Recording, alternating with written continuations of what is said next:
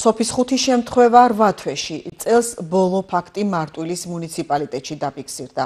2 თვის ლეკმა, რომელსაც ლაბორატორიული გამოკვლევით სოფი დაუდასტურდა, ადამიანი დაკბინა. დაზარალებულს ყველა საჭირო სამედიცინო დახმარება ჩაუტარდა.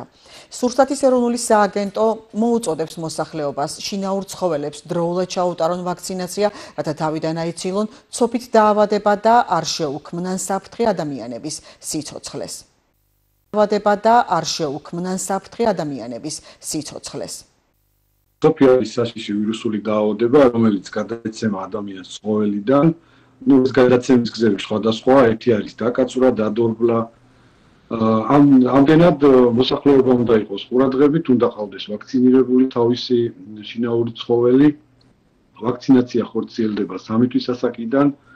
და ყოველწლიურად უნდა გავაკეთოთ რევაქცინაცია, ვინაიდან ვაქცინას აქვს ერთწლიანი იმუნიტეტის გამომუშავების შესაძლებლობა.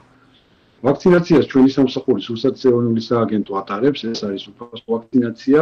ჩვენ გვყავს ვეტერინარები, რომლებიც კარდაკარ პრინციპით დადიან და მოსახლეობას უცრიან ძაღლებს.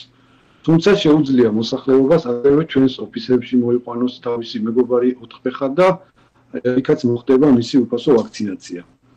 ასეთი ოფისი ჩვენ 8 მუნიციპალიტეტში გვაქვს.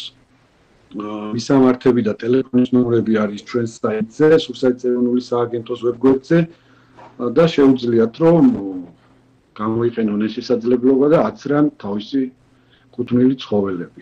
რაც შეეხება მიუსაფარ ძაღლებს, თუ კი მიმკედლებელი ყავს ამ ძაღლს და შეძლებს იგი რომ დააფიქსიროს ცხოველი, ამ შემთხვევაშიც მოხდება ჩვეულებრივ ვაქცინაცია. ანუ მიუსაფარი ცხოველის შემთხვევაში თუ კი ვინმე პიროვნება მას დაგვიფიქსირებს, მისი ვაქცინაცია ასევე უფასოდ ხორციელდება.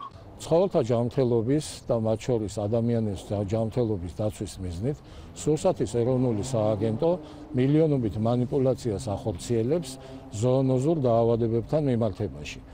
ამასთანავე სურსათის ეროვნული სააგენტოს ვეტერინარიის დეპარტამენტი ახორციელებს ცხოველთა პოპულაციის მართვის საპილოტო პროგრამას, რომლის მიზანია უპატრონო მიკედლებული ძაღლების პოპულაციების მართვა, ცოფის ვაქცინაცია, კასტრაცია, სტერილიზაცია და მათ ჯანმრთელობაზე ზედამხედველობა.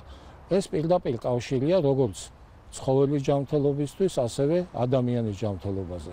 და ეს